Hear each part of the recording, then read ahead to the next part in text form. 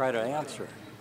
I'm connected to it because our whole family, going back to my grandfather, were farmers, and my grandpa was a super farmer. He took trophies all over the United States for his grain, and so I guess maybe it's in my blood.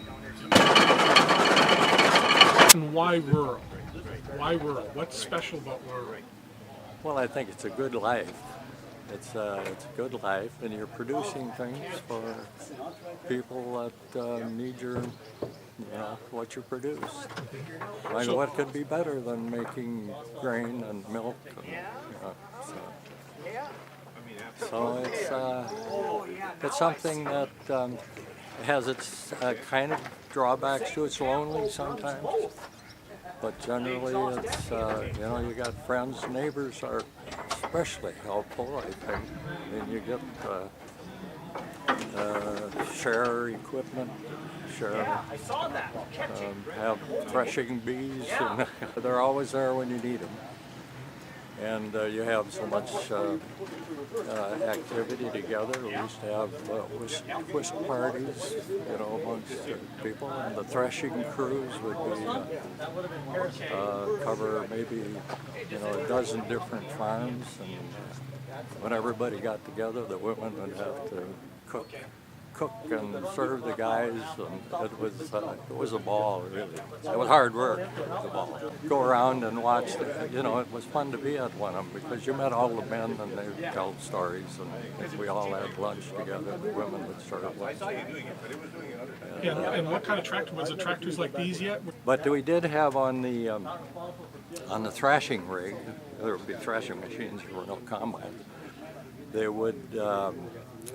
Have a big, I think they called them rumleys. They had a belt that ran from this steam, I don't know if it was a steam engine or what it was, but it was a monster thing. It was about this size.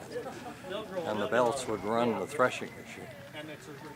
And sometimes it was kind of dangerous, if you didn't watch your step.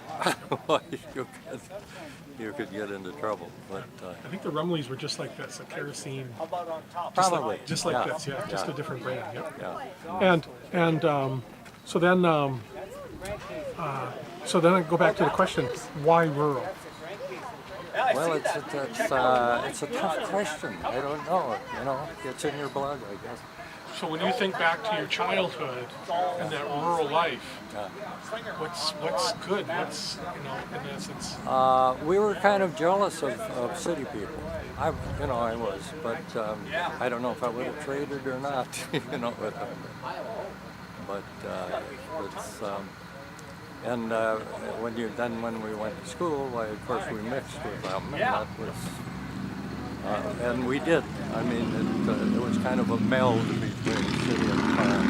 Farm kids and city kids. Yeah. So we weren't frowned upon. We weren't looked down upon. So what's the land mean to you? What does the land you grew up on mean to you now? Well, it's kind of sacred. It's kind of something I'd like to go back and just look at it, and maybe the farm, the machine shops, or the shops and the barns and so forth are more important than the land. But I know where every piece of land was that my dad had, and he farmed quite a bit. So, section. Yeah. Great.